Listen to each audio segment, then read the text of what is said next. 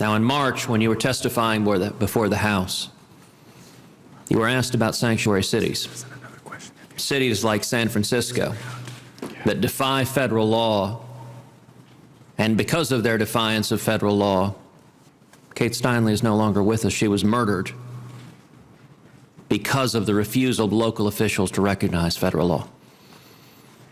You were asked in that House hearing, should federal law compel state officials to comply with federal law?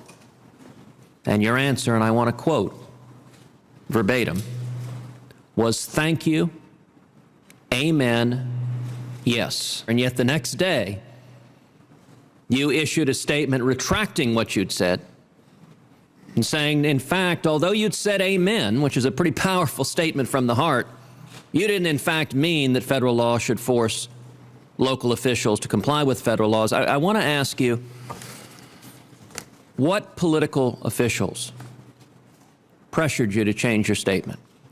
Not a single one. This came from, the original statement came from my heart, the clarification came from our heart. And I don't mean to quibble with you, Senator, I respect you greatly, but I will say this, the question was not asked, the question was very specific. Would it be helpful for detainers to be mandatory? The law enforcement response there is clarity is always helpful. But I wanted to be sure that people were not reacting to that as an indictment of PEP or working with communities, and that's what I'm committed to do. So let me make sure I understand your testimony correctly then. You said then it would be helpful, as in presumably helpful is good, is beneficial, is something you support. So are you saying then that ICE supports making it mandatory to comply with federal detainers? No. So it's helpful, but you don't support it? Well, no, sir. I support what we have proposed and what we've been spending many hours on. You just said it's, but you don't support it. Clarity is always helpful, but cooperation and working with our state and local partners, something I've always done. I will continue to do it, and I'm committed to see it through. In the year 2013, how many criminal illegal aliens did the Obama administration release? In 2014, it was a little over 30,000. Yesterday, how many murderers did the Obama administration release? Now, Senator, I don't know the answer to that question, but I want the American people to understand our job and our mission, if I may. We don't release people willy-nilly. We release people pursuant to these statutes and regulations.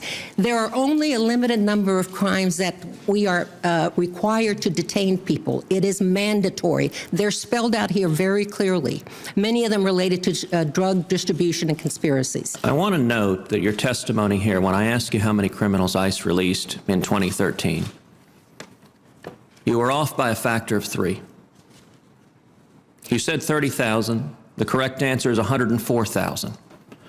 There were 68,000 criminals, criminal illegal aliens, that ICE declined to begin deportation proceedings against, despite the fact, as Senator Sessions observed, the federal law that you're holding up there says they shall be deported. The Obama administration refused to deport them. That's 68,000. In addition to that, there were 36,000 in deportation proceedings with criminal convictions that the Obama administration released. And I would note that among those were 193 murderers with homicide convictions, were 426 people with sexual assault convictions, were over 16,000 criminal illegal aliens with drunk driving convictions released by this administration because this administration refuses to follow the law. Sir, those numbers, I'm looking straight at them. You asked me, I thought, about 2014. That is 30,558.